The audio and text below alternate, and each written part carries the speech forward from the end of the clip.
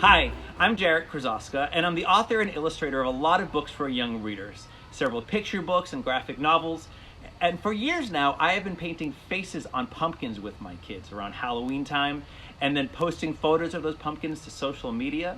Well, today I want to share with you how we make those pumpkins. So this is going to be a bit of a tutorial for Halloween decorating, but it's also going to be a bit of an art lesson, as well as a cartooning lesson, as I show you how I show expressions through a character's facial features. Okay, let's get ourselves situated. I use acrylic paints, a paper palette, brushes, an old cup, and a hairdryer to speed the drying process along. Now, the first thing they teach you in art school is not to use black from a tube.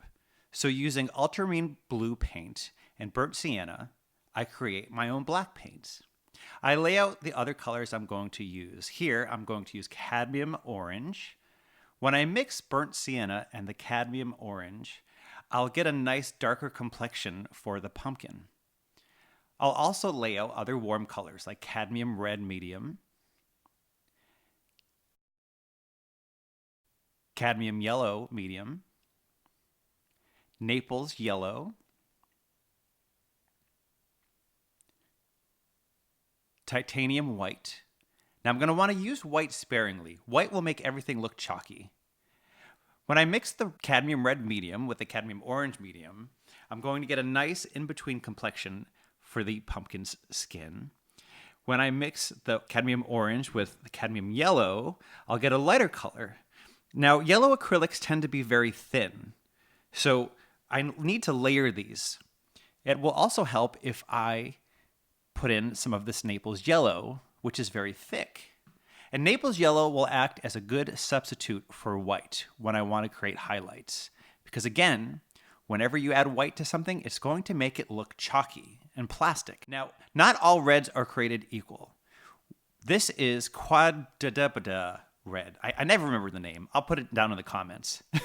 But when I mix cadmium red, medium, and white, I don't get a good pink.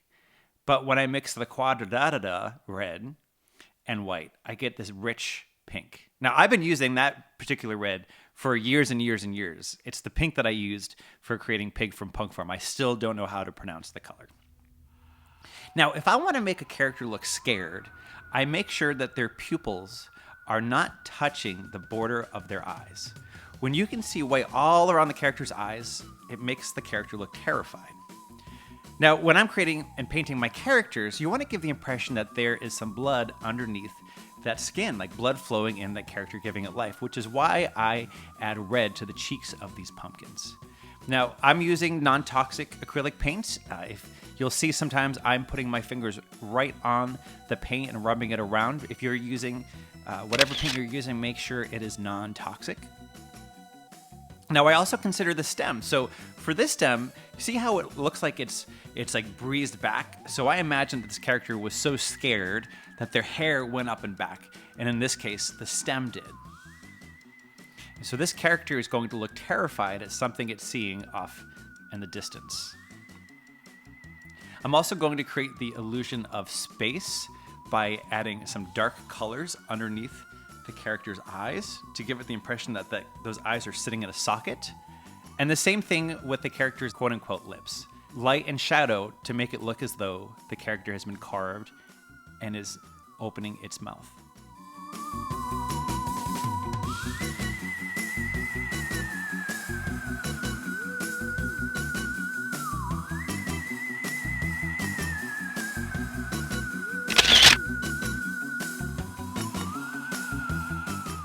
Now, if I want a character to look really angry, I have those brows come down and get cross. And when you're really angry, you tend to tilt your head down. So your brows are coming down and crossed, you're tilting your head down, which means that the brows are gonna cover the top part of the pupils. And when you do this, it really helps the character look rageful. Now, also, it's important that I have the character frown to really show that anger. And I'll show you what I mean in a moment, because the eyes and the mouth will work together to truly create the emotion. Because in the next pumpkin, you'll see I'll do something a little different.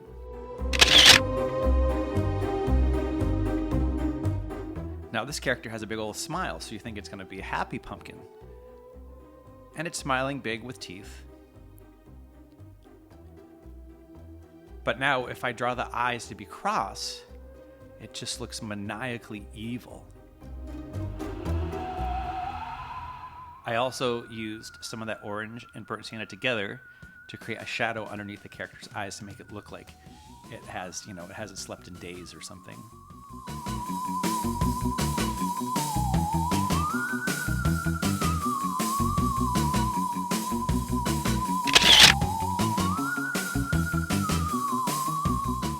Now, if I want to make the character look truly like rageful, out of control, I'm going to have the bottom eyelids come up.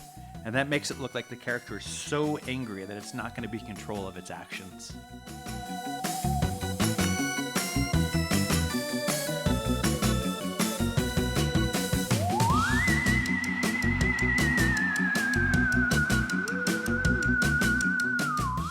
Also note the shadow I put underneath the bottom lip to make it look like that lip is really sitting there. Now, the younger the character is, the bigger their eyes and pupils will be.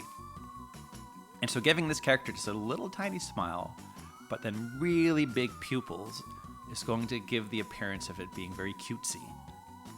And then I'll also, to up the cute factor, added a tiny little speck of white on the pupils to give the sense of the light reflecting off of the eyes. Now, if you want your show your character to be really just enthusiastic and happy, like really it's exuberant with joy, you have the eyes closed, but you have them arching up. So this character is very energetic.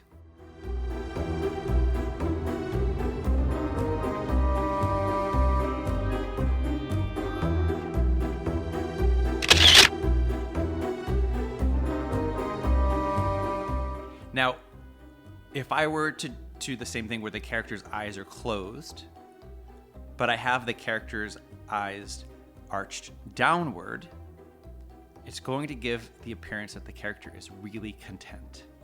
Just happy and content.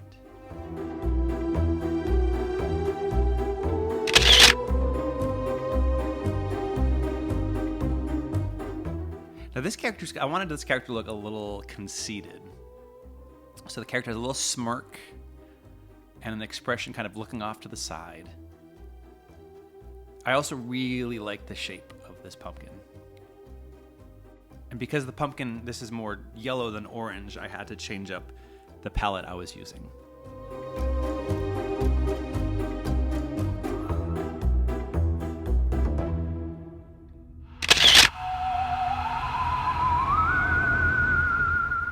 Now, it's also a lot of fun to, get a little creative with items outside of your paints. And perhaps you have an old wig or pieces of Halloween costumes sitting around the house that you can use to finish off your pumpkin.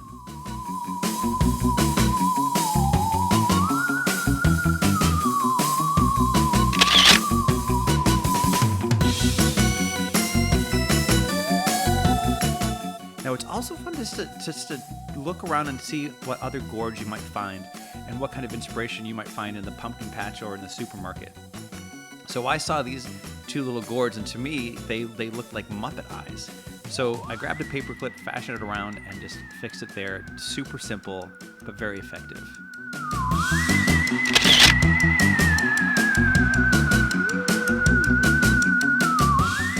Again, looking for a really fun shape. This pumpkin, while deformed, it looked like a very pointy nose. So I used that little point and the pumpkin as the nose. Didn't put any paint on the nose, just worked around it. And also something a little unsettling to have the eyes look more like human eyes than just the cartoony rounded eyes I've been using in the other pumpkins. And since the pumpkin naturally tilted on one side, it kind of looked like the character was giving side eye, laying out some judgment on some other pumpkin in the patch.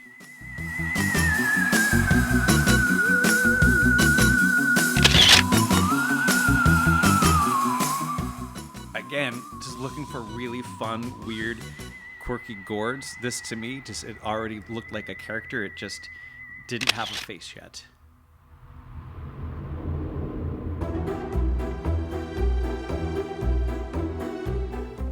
Sometimes you might just want to grab a bunch of small pumpkins and stack them up. All I did was stick the stems into one another, and to me, this one little gourd, it looked like a snake head.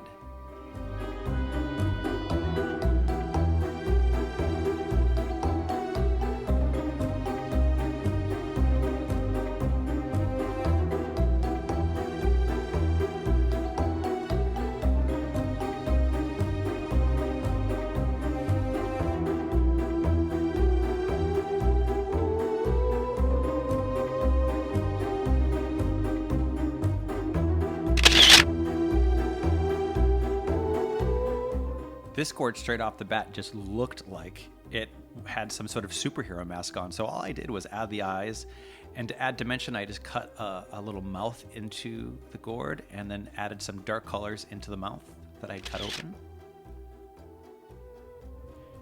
And there's something about these two gourds that to me they had so much movement and emotion right off the bat. So it's fun to try to have two different characters play off one another.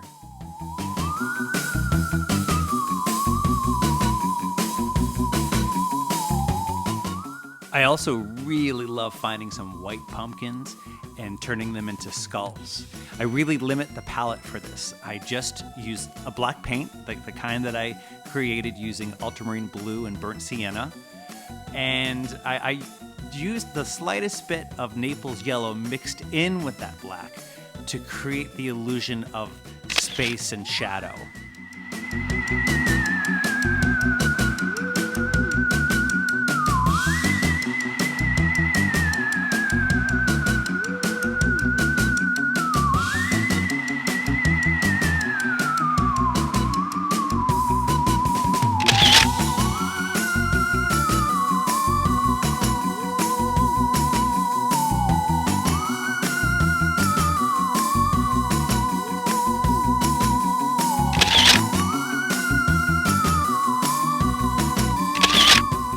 And of course, our house is also filled with so many pumpkins that our kids created. Here are a few of them.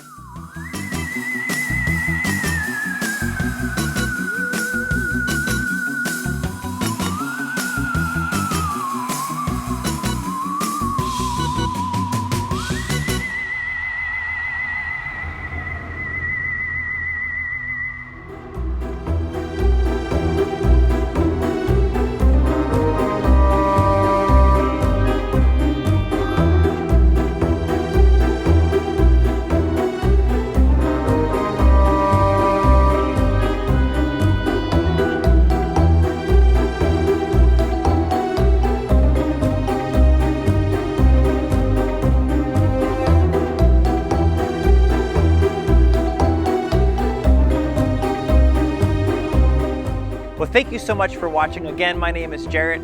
I appreciate you spending some time with me. I hope that you enjoy getting creative with some pumpkins yourself, and happy Halloween.